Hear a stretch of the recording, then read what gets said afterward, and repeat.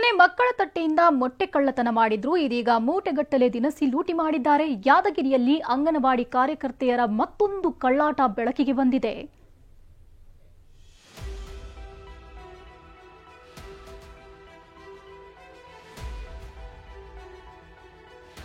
ಮೊನ್ನೆ ಮೊಟ್ಟೆ ಕಳ್ಳತನ, ಇವತ್ತು ದಿನಸಿ ಕಳ್ಳ ಸಾಗಾಟ.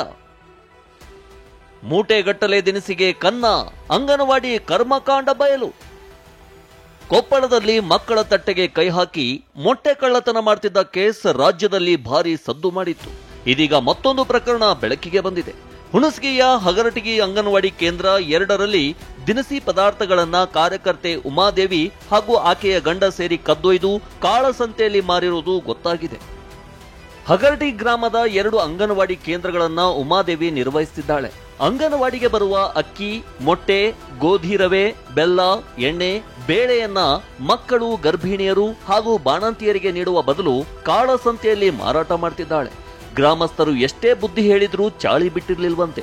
ಸಿಡಿಪಿಒ ಮತ್ತು ಉಪನಿರ್ದೇಶಕರಿಗೆ ದೂರು ನೀಡಿದ್ರೂ ಕ್ರಮ ಆಗಿರ್ಲಿಲ್ವಂತೆ. ಇದೀಗ ವಿಡಿಯೋ ಸಮೇತ ಟಿವಿ9ನಲ್ಲಿ ವರದಿ ಪ್ರಸಾರ ಆಗ್ತಿದ್ದಂತೆ ಉಮಾದೇವಿಯನ್ನ ಅಮಾನತು ಮಾಡಲಾಗಿದೆ. ಊರಿನ ಗ್ರಾಮಸ್ಥರು ವೆಂಕನಗೌಡ ತಂದೆ ರಾಯನಗೌಡ ಮಾಲ್ಪಟ್ಲ ಅವರು ಈ ಒಂದು ಅಂಗನವಾಡಿ ಕೇಂದ್ರದ ಬಗ್ಗೆ ನಮಗೆ ದೂರು ಕೊಟ್ಟಿದ್ದಾರೆ. ಅವರು ದೂರಿನ ಪ್ರಕಾರ ನನ್ನ ಜಿಲ್ಲಾ ಮಟ್ಟದ ನಿರೂಪಣಾಧಿಕಾರಿ ಅವ್ರನ್ನ ಊರಿಗೆ ಕಳಿಸಿದ್ದೀವಿ ಇನ್ಸ್ಪೆಕ್ಷನ್ ಮಾಡೋದಕ್ಕೆ. ಅವರಿಗೆ ನಾವು ಆಟೋ ಸಹಿತ ಮಾಡಿದ್ದೀವಿ. ಸೊ ಅದು ಏನು ಘಟನೆ ತಾವು ಟಿವಿ9ನಲ್ಲಿ ಬರ್ತಿದೆ, ಅದು ಆಹಾರಧಾನ್ಯ ತಗೊಂಡು ಹೋಗ್ತಿರೋದು, ಅದರ ಮೇಲೆ ಅದು ಮೇಲ್ನೋಟಕ್ಕೆ ಸಾಬೀತಾಗಿದೆ ಅಂತ ಹೇಳ್ತಾರೆ. ಅದಕ್ಕೋಸ್ಕರ ಅವ್ರು ನಾವು ತಕ್ಷಣ ಅಮಾನತು ಮಾಡ್ತಿದ್ದೀವಿ. ಮುಂದೆ ಅವರಿಗೆ ಮತ್ತೆ ಡೀಟೇಲ್ ತನಿಖೆ ಮಾಡಿ ಅವರಿಗೆ ಆಕ್ಷನ್ ತಗೋತೀವಿ ಸರ್.